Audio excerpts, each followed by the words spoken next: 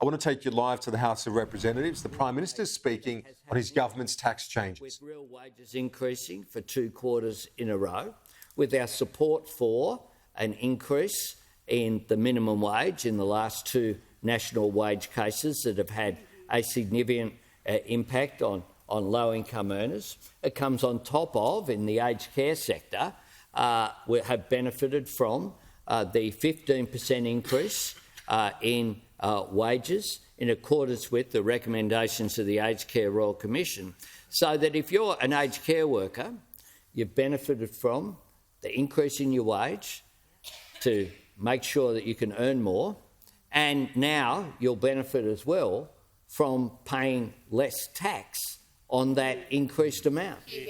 Our approach has been to make sure that we deliver for working Australians, and indeed our package means that 84% of taxpayers will be better off than they would have been had this legislation not been given support. 90% of women, 98% of young people, and overwhelmingly people in regional Australia, which is why the National Party have just come in here, bloke elected leader, not once but twice, come in here and gone on about how tough people do it in regional Australia.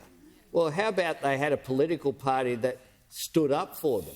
Because the National Party won't, but we on this side of the House, the Labor Party will stand up for people in regional Australia, which is what we are doing.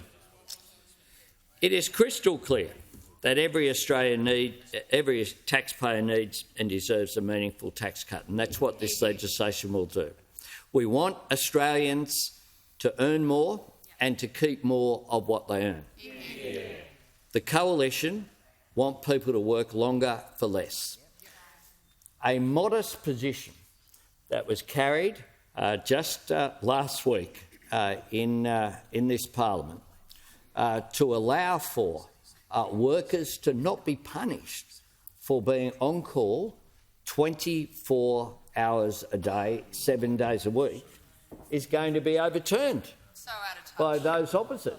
The truth is that as technology and the nature of work has changed, legislation must change with it. The government must respond to these changes in work practices. Now, they won't interfere with any common sense approach towards these issues, which is why right to disconnect is a part of a range of enterprise bargaining and a range of arrangements that are put in place between employers and employees. And that's why the Fair Work Commission, under the legislation, will have a common sense approach, essentially, to these issues.